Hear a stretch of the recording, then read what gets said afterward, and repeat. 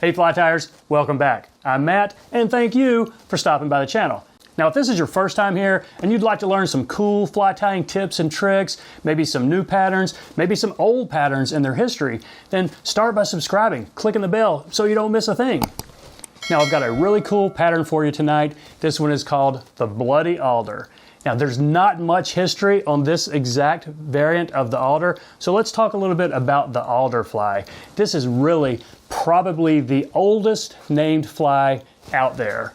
Dame Juliana Berners, an English nun and writer born in 1388, wrote about this on her book, A Treatise on Fishing with an Angle, published in 1496. Mary Orvis Marbury featured it in her 1892 book called Favorite Flies and Their Histories, a really cool book if you're into the history of flies and fly tying. And another interesting note, Al Beatty of famed fly tying couple Al and Gretchen Beatty said he caught the biggest river trout of his life using an alder. So we know the fly is old, we know it works. There's been several variants of it out there. The one we're going to do tonight, again, it's called the Bloody Alder. It's different in that it's got a red tag and a red head and a slightly different wing. Now it shares the same profile. You could fish this pretty much however you'd fish an alder, but it's a really cool looking pattern. I think you're going to like it. Let's give it a shot. There it is, the Bloody Alder. Common sizes for this are a size 10 down to as small as a 20. Though after tying a few of these tonight, I don't know how easy it would be to tie this on a size 20. This is a size 12. It's a standard length barbless dry fly hook. I am using red 70 denier UTC. I will put a base down to the start of the bend. Now I should have mentioned, before you start wrapping your thread, cut about a 6-inch piece of thread off, and that's going to be our rib. So you'll want to take several wraps around the bend, 2, maybe 3 millimeters, that's going to be our tag, and then bring your thread up to where the bend starts. That's where we're going to start our body. So next up, this extra piece of thread, just catch this in. Now if you forget to do that, just make a dubbing loop. You know what I'm talking about? Pull your thread down, wrap it back over on itself. But then you'll be wrapping this thread too thick, and that will look fine.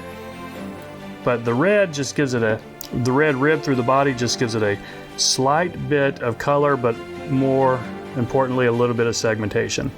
So now let's wrap the body. Peacock herl. 1 strand is all this takes. You could wrap it with 2, 3, if you want a big bulky body, go for it. But 1 has been looking pretty good.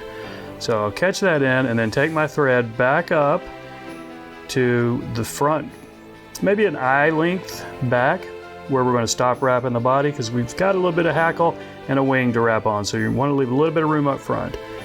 Now just wrap this peacock herl all the way forward.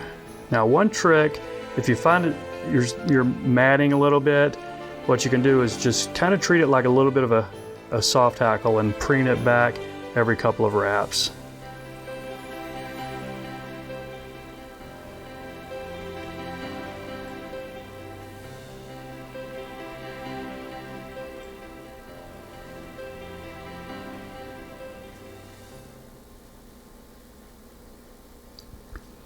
Okay, now when you're happy with that peacock herl body, go ahead and secure it with a couple of thread wraps up front. Snip off this excess herl. Now take your rib. I'm going to counter wrap this just to give it a little bit of extra stability. I'm going to zigzag it through here so I don't trap too many. It's okay if you do, because it gives you that definite segmentation.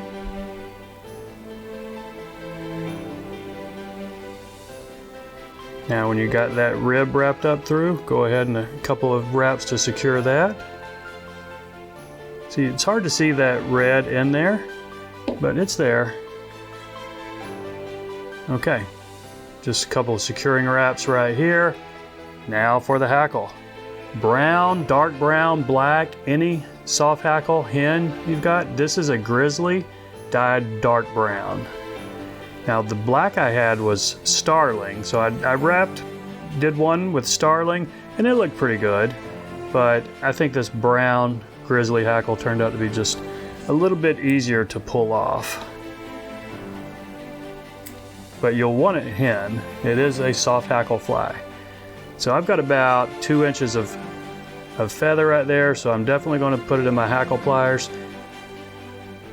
And I'm only going to wrap maybe two wraps at least, maybe 2.5. And just want to pull it back right there. Take a look, that's 2 right there. I think 2 is going to be fine, so I'm going to catch this off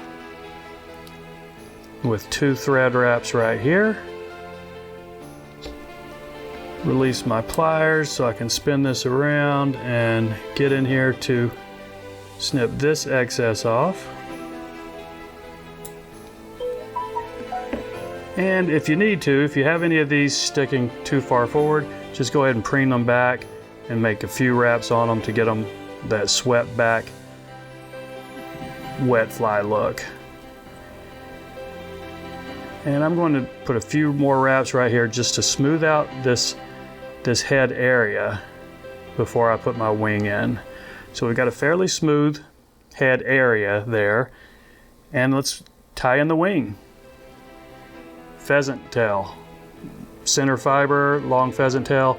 Pull about 8 or 10 of them. It's not real big, so I've got about 8 or 10 right there, and you'll find if they're sticking together, what you can do, just roll them like this. That will break up all those that are sticking together. And how long is this going to be? Just to the bend of the hook, maybe slightly farther back. I like it about right there. So let's see if we can pull this off. I'm going to do a pinch wrap right here. I'm holding it pretty tight with my material hand, and I've got 1 wrap under right there, and then do 1 more. I'll take a look at it, make sure they're not spreading around the hook on me. I like that length, and check to see, are they coming off the top? I think so. That's going to be fine. So I'm going to take another wrap or 2 to really lock it in, and then fold this over.